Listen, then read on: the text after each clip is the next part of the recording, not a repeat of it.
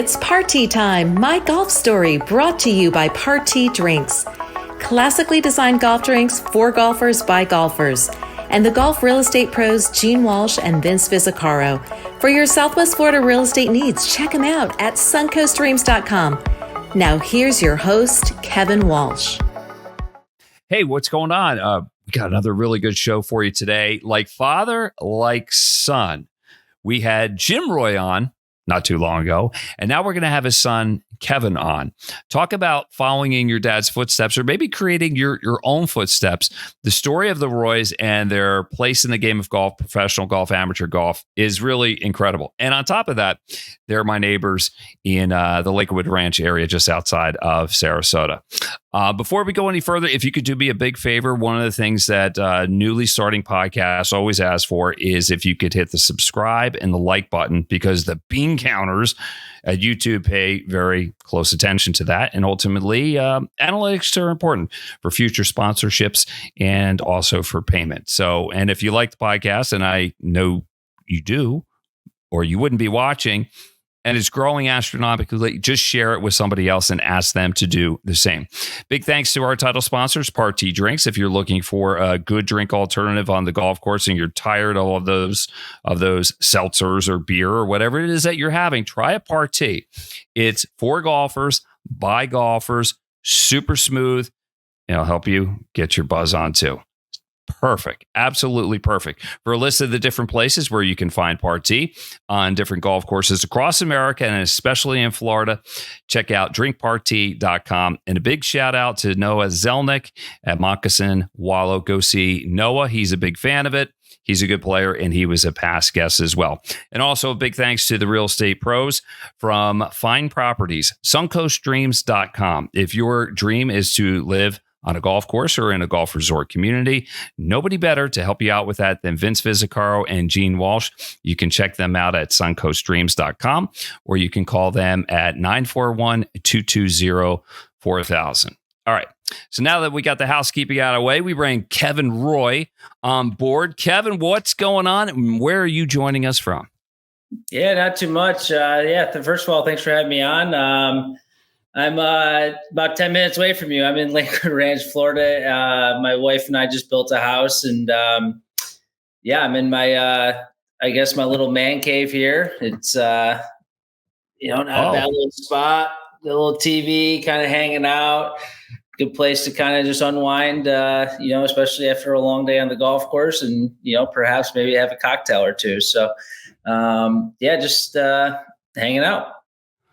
Looking cool. So if I want to come over and hang out in your man cave, do you give me the secret code, or can I sort of bribe or buy my way in bringing Party, and then maybe I can stick some of those on the shelves next to what you have already? I got plenty of space. I would love to put some Party up here. It's a open welcome to come on in. We love having people over. So yeah, Party is. I got plenty of space for those. Okay, that's a deal. I got some Party coming your way. Hey, just to start, just to get things rolling, let's have some fun. You and your wife, Annie, are walking down the street. Who's more likely to be recognized, you or her? I'm gonna have to give that to her.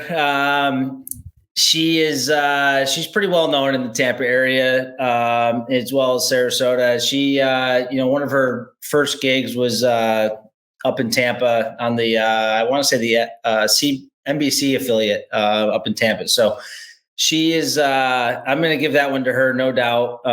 There's been times where we've been kind of walking around Hyde Park or, having dinner or something. And someone always comes up and says, "Oh, are you Annie Sabo?" And I've had one encounter I think I can remember. I was actually waiting for Annie to pick me up at the Tampa International Airport, and some younger kid came up and asked me, "Are you Kevin Roy on the PGA Tour?" And I was like, "Yeah, it's me." But that was the first and only time that's ever happened to me. But she definitely gets recognized a little bit more, especially if we're up in the Tampa area. Yeah. Well, it seems like she and I have had a similar trajectory in life. Golf is an important part of our life. She marrying you, but with broadcasting and professional sports, and also being the daughter of Chris Sabo. Now, I remember Chris as the third baseman on the Cincinnati Reds, going way back when he was wearing the rec specs and had the muscles. Man, was he an intimidating guy. Good player, too. 3-time All-Star, won a World Series with the Reds. First of all, how did you meet Annie, and what was it like going to their house? Because I would think having Chris looking back at you might be a little bit intimidating. Yeah, I mean, it's first of all, he's an unbelievable guy, and he's a really good golfer as well, which is awesome. But Annie and I, we had it's actually a pretty funny story. I'll try to make it somewhat short, but I met Annie through a mutual friend, just kind of out in the Tampa area.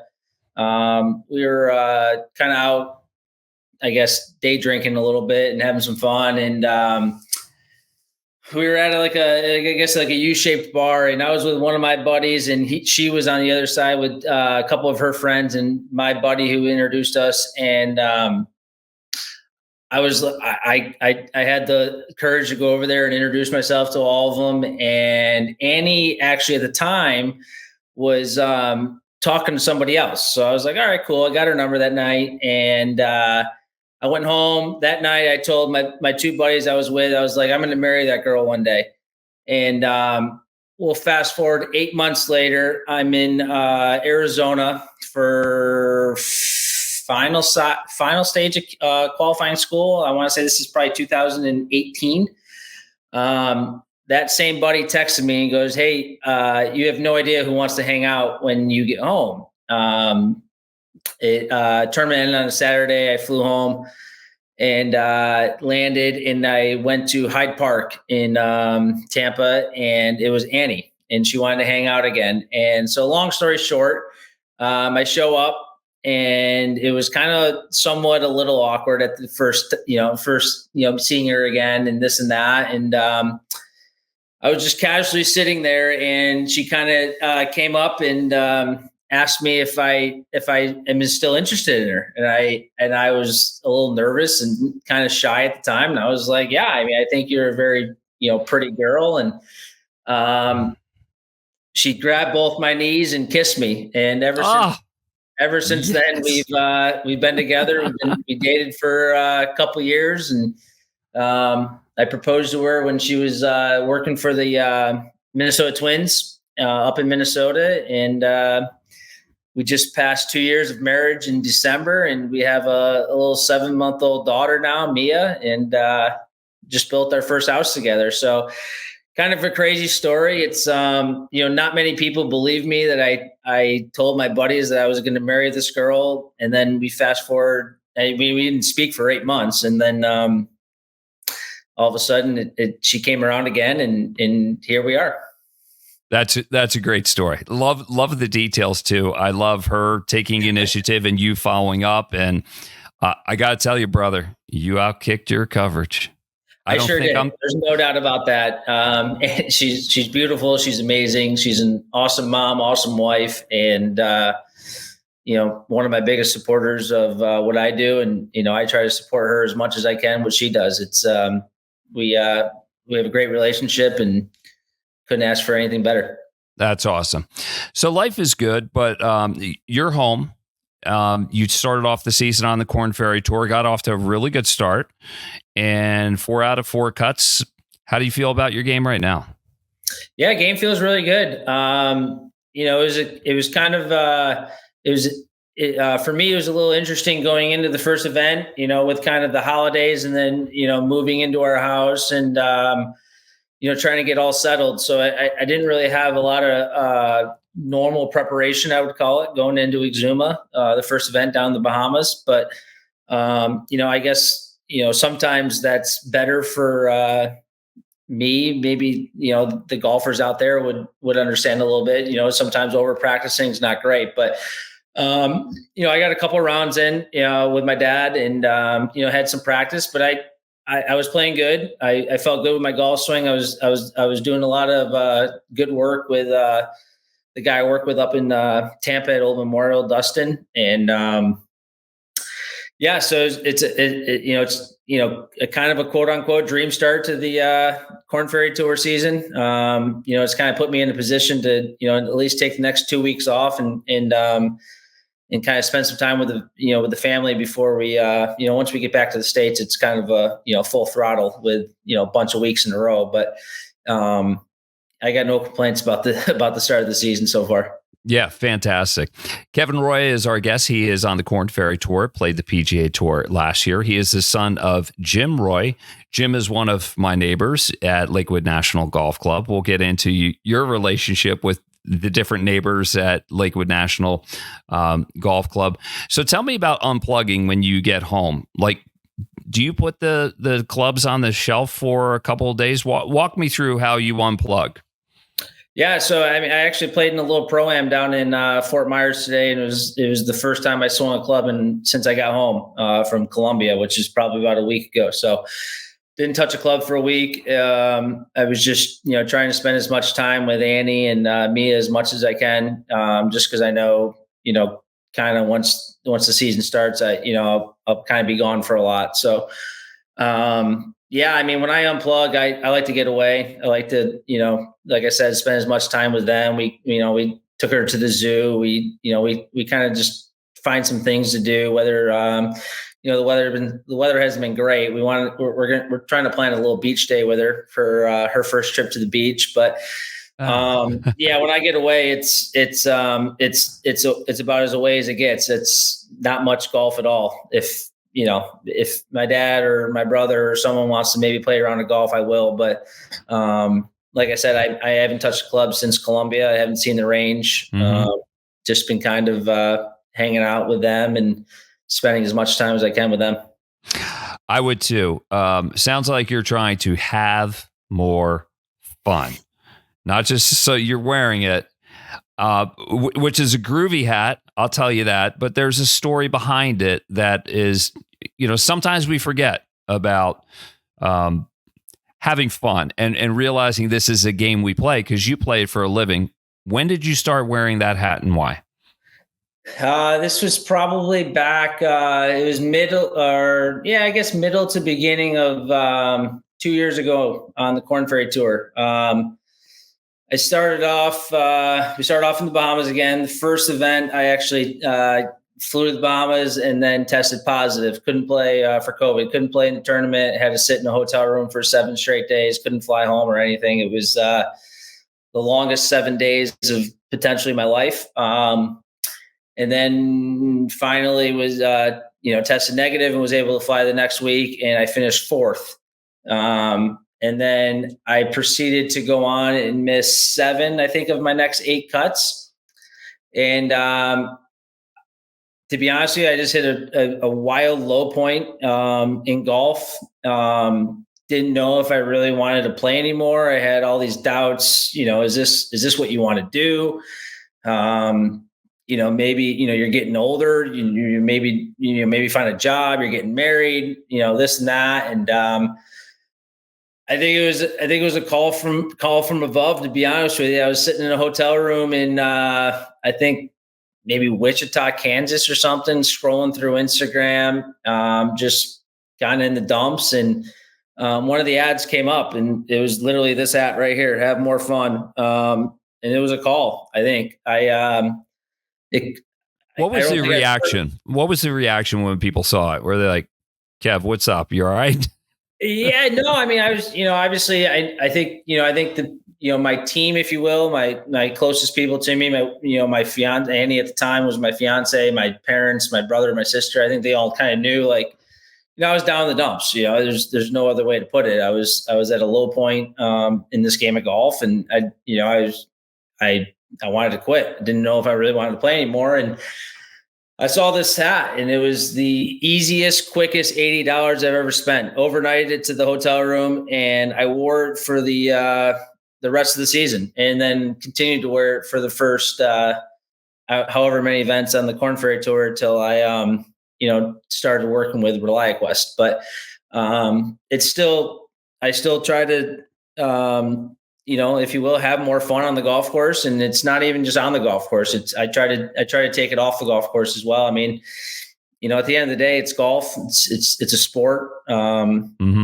starting to realize it now that I've been working with a mental coach that, I got a lot of great things in my life. I have an, amazing wife, amazing daughter, amazing family. If golf doesn't work out, it's not the end of the world. So, it's perspective. That's what it is. Yeah. So it worked that year. I ended up getting my tour card. It was, just kind of changed my whole outlook, to be honest with you, just on life in general, not just the golf. It was I just tried to enjoy it more, on and off the course. Yeah, that's great. That's great perspective. We all need that at different times. And, plus, it looks pretty good. I mean, I could see, like, if I was doing like a little day drinking, as you said, or a darty, I might put that on and it just like elevates the psychology of it. It's a good hat. It's kind of funny after it kind of blew up on social media from me wearing it when I got my tour card.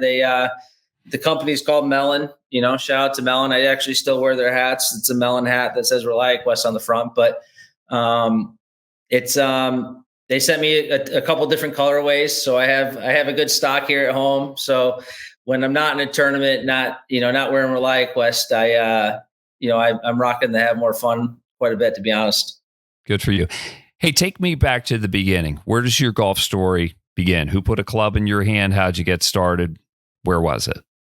Yeah, I mean, it was certainly my dad, up in Syracuse, New York. It's where I grew up at a country club called Bellevue Country Club, Donald Ross design, great course.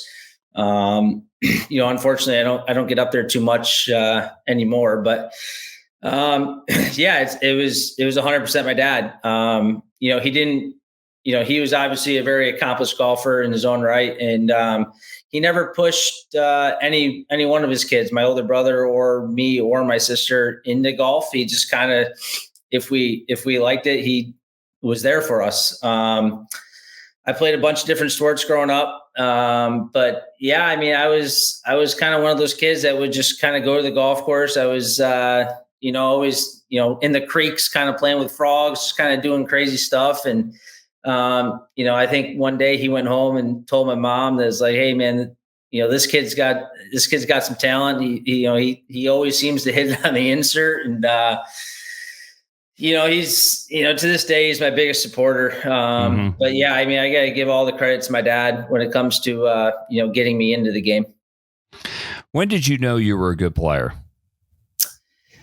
That's a good question. I don't think I really took it like super serious till maybe, I would say maybe around 16 to 18. Like I said, I played a bunch of different sports growing up, basketball, baseball and golf were in the same season. And I chose golf over baseball. I would say, I kind of realized that I was decent at the game. I would say maybe around 16 or 17, 18-ish, when I, started winning a lot of like high school matches. And then, I kind of realized probably the summer, what year was it? It was one of the summers. It was, I won all three of the quote unquote Syracuse major amateur events. Two guys have ever done it, me and my dad. And I remember him, this was actually, I don't know, it was 2010. My dad was in Minnesota when I won the last one. And he called me from one of the Champions Tour events, and he was like, hey, welcome to the club. And that was a pretty cool phone call. And I kind of realized then, I was like, you know what, I think I should probably take this a little serious. And when it comes to turning pro, I never really thought about it. I thought it would be like a really cool idea, but I think I would say midway through my junior year at college, I was like, you know what, I kind of want to give this a shot. As I progressively, got better through college, and here we are. Your dad has been an important part of your life, putting the golf club in your hand, and I imagine you aspire to what he has done, playing on the PGA Tour and the Senior Tour, PGA Tour champions, as we call it right now. Do you remember the first time you beat your dad? I don't know the exact time. It was roughly around 16 years old. And the only reason I remember that is because he had a bet with my brother and I all growing up is the first time we beat him, he'll buy us any set of clubs we wanted. And I want to say it took me till probably 15 or 16 years old till I, officially beat him on 18 holes. It's, tough for me to say. It was, that took me that long, but he was a good player. What did you shoot? I don't know the exact number. It was under par. He might have had a tough day, but it was, I definitely shot under par that day, played well. And I think I ended up getting a set of Titleist irons. Ah, cool. What's your lowest round ever? My lowest round ever, not in competition, is 59. My lowest competition round is 62. Let's talk about the 59 because it just sounds sexier because it's 59. What happened? Yeah, I agree. Yeah, it was actually at your home course there over at Lakewood National, the Commander course. It was a weird day. It was just me and my dad and my brother. He ended up, he was supposed to tee off, but work cut him late. I think he joined us on maybe the 5th or 6th hole, but it was just one of those days. I mean, I was hitting it really nice. I saw some putts go in. I eagled the first, I think I started off eagle, birdie, par, birdie or something like that, I think. And, out there, there's a lot of par fives that are super gettable. And, it was just one of those days. I saw a lot of putts go in. And I think my dad mentioned it on, I want to say 16, maybe. He mentioned something about 59, and I didn't want to say anything because obviously I knew what was going on. But okay, stop for just a sec. Is the calculator going in your head? Do you know where you are at all times? Like, so if you're 8 under, or are you just playing? And because I hear different things from different players. Stuart Appleby told me about his 59. He said he never knew it because he was so far back that he thought he had to birdie every hole. And then when he birdied 18 at the Greenbrier, he asked the caddy, what was that for? He said 59. And he just won. What's your experience with knowing you're going low? Yeah, that day I knew what was going on. There's definitely been some times in competition that, some of the better rounds I've had, I kind of blacked out, if you will, and didn't really know exactly what was going on, and just kind of was just plugging along. But the day I shot 59, I definitely knew what was going on, but everything was clicking. And the last hole over there at Lakewood National is a par 5, and I hit a perfect drive, and I hit a beautiful hybrid up there to about, 30 feet, maybe just off the green, and it actually lipped out for 58. And it was the easiest couple incher 59 putt I've ever had. So that day I definitely knew what was going on. Super happy to have pulled it off, especially with my brother and my dad in the group. But there's definitely times, I as of late, especially now that I've been working with a mental coach, that I've kind of I call it blackout a little bit of, not really knowing what I'm at or keeping track of what I'm at, or knowing, just kind of playing it like a one shot at a time kind of thing. Well, were you nervous at all knowing that, because there is trouble on the 18th hole on the Commander course, there's water, right? There's some out of bounds, or are you just in a real comfortable place and it's just automatic? Yeah, I mean, I was pretty comfortable out there. I like I said, I obviously knew what was going on, but I had a favorable wind, a little down off the right, so I knew if I just put a good swing on it, at least it'd be on dry land. So ended up hitting a really good drive and playing the hole about as good as you can. So I probably had the most butterflies I've ever had standing on a tee box with not really much on the line at all that round. But like I said, I was super happy to pull it off, especially with those guys in the group. Does your dad still beat you from time to time? He can, for sure. It depends on what tees he plays. if he plays the tees that he'll probably call me as soon as he hears this. But if he plays the tees he should play, it's a really good match. There's no doubt about that. If he plays all the way back with us, I'll take me probably 10 out of 10 times. Okay, so what are the appropriate tees for him? Is it one? Yeah, I wouldn't say one back from. You're playing it all the way back. Tees. It's probably one up. He's still a really good golfer. There's no doubt about that. And his short game's unbelievable. So, if he has a good driving day, there's no doubt he can compete from the tips. If he has a good driving day from one up, he's going to play well. He's going to shoot in the 60s. So yes, to answer your question, if he plays one up, it's going to be a great match. There's no doubt about it. Even if he has a so-so driving match, because his short game's so good. But if he's playing from the back tees and he's not hitting it great, then he's going to have a tough day. Kevin Roy is our guest. He is the son of Jim Roy, who was a previous guest. If you haven't seen it, I suggest you go back and watch it. Our neighbors at Lakewood National absolutely love that. So I was trying to put some pressure on you. I'm like, hey, you got a lot to live up to, based on doing a great job here, Kev. Way to go. Way to go. Your relationship with him, and he caddies for you a lot. Explain to me the father-son dynamic and how it might change when he's working for you. Yeah, I mean, my dad is to this day, my biggest supporter. He wants nothing but the best for me especially when it comes to golf. There's no doubt. There's times when he's caddying that you can see his competitiveness kind of come out a little bit. He's just rooting for me so hard, and I can't blame him, but I can kind of, I wouldn't say throws me off, but it's just like, at the end of the day, when it comes to a caddy, you kind of want him just to be kind of even keeled, not show any kind of emotion, just kind of, just go with it. But at the end of the day, he's my dad. And he's rooting for me so hard. And I love having him on the bag. He's been through pretty much every part of amateur and professional golf you can go through.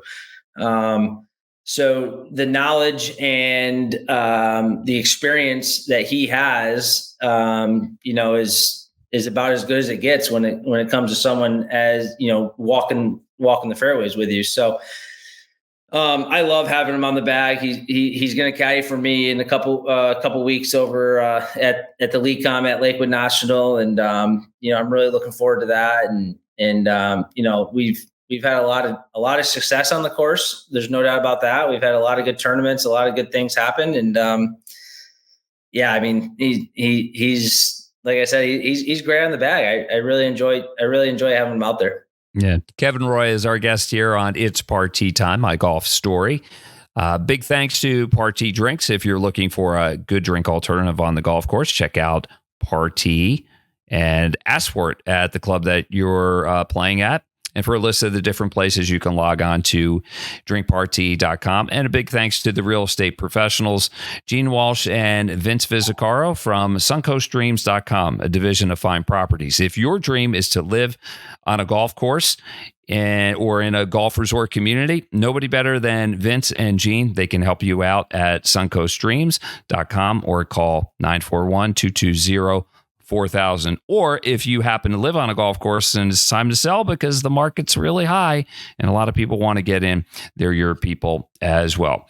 Kevin, you went there, so I'm just going to follow you there, talking about some of the dark times in golf, missing cuts, losing a tour card, working with somebody to help you on the psychological side of the game. Help me out with something, because I'm of this belief, and I think you share it too. Anybody that plays competitive golf at some time or another is going to hate the game because what it can do to us. What was it like for you when you were at your toughest time? Yeah, I mean, I would argue with pretty much anybody that says they've never, someone that's playing it for a living, that they never hated the game before. It's tough. I mean, it's a hard game. It's it can certainly bring you into some low points. I was I feel like I've seen the lowest of lows when it's come to this game. It's just, you're depressed. You think about never playing again. How am I going to make money? How am I going to do this? How am I going to do that? You get in a super depressed spot. And, luckily I've had, between my wife and my mom and dad and, my brother and sister, they're all huge supporters of mine. And, they've always been there for me. And it's hard. I've quit the game before. Back in 2016, I completely hung up the clubs and got a job. And, at the time I was super happy about it. It was a great decision looking back at it. I worked at a restaurant here up in Tampa. I helped my brother out in medical sales a little bit. And, at the time it made me happy. I saw some paychecks coming in. I was able to, pay off some credit card debt. And, it also lit a fire under me. I kind of realized towards the end of that year that, this isn't what I wanted to do. I want to play golf. I played one event at the end of 2016, a West Florida Golf Tour event, and finished second in it. It was the only competition I played all year, and that kind of jolted me back into like, let's do this and let's give this one more run. And looking back at it now, I think it was the best decision I've ever made. Kind of getting away from the game a little bit, and kind of it made me realize how much I actually really do enjoy it. Because at the time I hated it. I wanted to get so far away from it. It was ruining me as a person. It was ruining my mind. It was ruining my lifestyle. It was just running me underground, and wasn't happy at all. And it wasn't who I was. And so looking back at it, I think that was easily the best decision I've ever made, was, stepping away for a little bit. But it brought you back. And God, let me tell you, that is a thoughtful, honest answer from somebody that's thought that through probably a couple of times. Aside from that real good finish on the West Florida Golf Tour, which we've had plenty of other guests that are associated with that, was there a conversation with somebody or something else that was like, okay, let's go back in and maybe do it a little bit differently this time? Yeah, no, I definitely ran it, past my parents, because, even though I was working a little bit, it wasn't like I was making a ton of money. So, for me to enter, Q school again, it was, I needed their help. Yeah. So, and they were super supportive of me trying to do it again. And they paid my way into qualifying school that year. And, I ended up getting through the final stage. I didn't get full status. I got conditional status. I played maybe 7 events that year. And, it was kind of, a wake up call. I was like, all right, you've proved that you can get to there. Let's do it again. And, went back to Q school one more time and got full status. And, I played, I don't know, I think this is my 4th year on the Korn Ferry Tour now, but, looking back at it, my parents, they've been there for me, highs and lows. But, I definitely, I talked to my dad about it, and he was super supportive of me trying to give it one more go. So last year, losing your card, I'm sure there's the disappointment in that. But when you stepped away and you reevaluated the season, was there a moment where you said, you know what, if I make a couple changes, just improve here and there, do you feel like that's where you belong? Oh yeah, there's no doubt. I don't really look at losing my card as a super negative. I feel like I played a lot better of golf than maybe my results showed. I missed 8 cuts by 1. So if, obviously, that's tough to swallow, but, I had some good finishes. I mean, I finished 8th in Bermuda, which kind of, there, and then I finished, a couple top 20s, but, I think I've proved to myself that there's no doubt I can compete. I think a lot of it's, up here in the mind. And, that's what I've been working hard with my mental coach, Brian Kane. But there's no doubt that's where I want to be. To be honest with you, I can't wait to get back there. Well, your dad described you, he thinks you might be a late bloomer, and maybe that's exactly what it is. You're just one step away. I mean, it could just be like another good season on the Korn Ferry Tour. It could be like a hot run. There are different ways that you can get there. So we're getting toward the end here. Just the theme that I'm picking up on throughout our conversation is the importance of your family in your life. What is a round of golf like with your family? I'm sure there's a lot of love, but is there a bit of trash talking going on? And you describe it. Yeah. Take me there. I would say there's a little bit more trash talking than love going on when, especially my brother and my dad tee it up. My mom, she can play, she can hit it. She, she likes getting out there, but she's more of like a vodka cran in 9 holes kind of girl, or lady, I should say. My sister, she never really got into golf. She's a really good athlete. She was a hooper growing up, but her soon to be husband is in love with the game of golf. Lauren she can definitely hit it. She can make contact. There's no doubt, but she just has no interest in playing at all. But when my dad and my brother and we get out there, there's nothing but laughs and certainly a ton of trash talk. We're in a group chat actually right now. We're playing in a little money scramble thing this upcoming weekend, and we're all a team, and we're all talking trash, and Kyle is sitting there saying we're going to use all his shots, this and that, and I gotta be honest, for Kyle probably has the best attitude for a guy that averages 78 that I've ever seen. And then my dad, he takes a lot of heat just because he's the old man in the group, so we always kind of kid with him that he should be playing up with the seniors and to kind of have any kind of chance of competing with us. But it's at the end of the day, it's all love, it's all fun, it's all we're just having some fun. But it's nonstop banter. There's no doubt about that. Well, I'll tell you what, if somebody can't make it one time, or if you have two foursomes and somebody drops out like Kevin Walsh, who I know is now watching the podcast and everything, he's a good friend of your dad's, and you've played some golf with him, and you need a fourth can you give me a call? I mean, I'm right around the corner. I'll bring some party. I mean, I bring something to the party. As long as we can ride in the same cart and have some party, let's do it. All right. Hey, that's good. Kevin, hey, listen, I wish you all the best on the upcoming season. Really looking forward to the Lecom Suncoast Classic. And God, would that be a good party if you won that? All right. So nothing but the best to you. Yeah. Good times, and have more fun. That's the other thing. Keep family close to you. Don't be a stranger. Keep in touch. All right.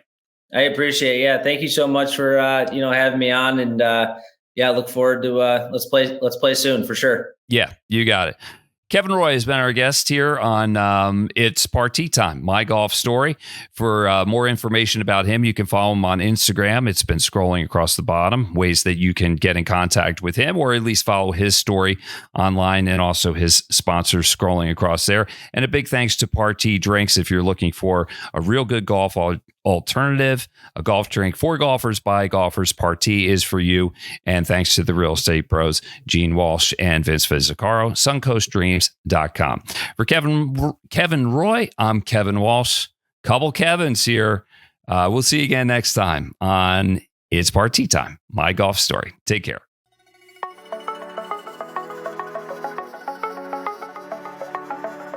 You've been listening to It's Party Time, My Golf Story, brought to you by Party Drinks.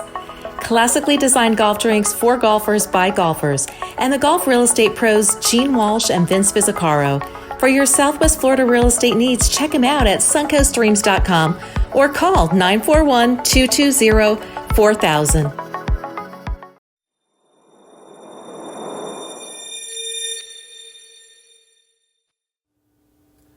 This is Vince Fizzicaro and Gene Walsh with the suncoastdreams.com real estate team at Fine Properties. We've helped hundreds of families find their dream homes in golf and resort communities in Lakewood Ranch, Bradenton, Sarasota, Parrish, Venice, and the surrounding areas. Let us be your guides to finding your dream home here as well. Learn more at suncoastdreams.com or call us at 941-220-4000.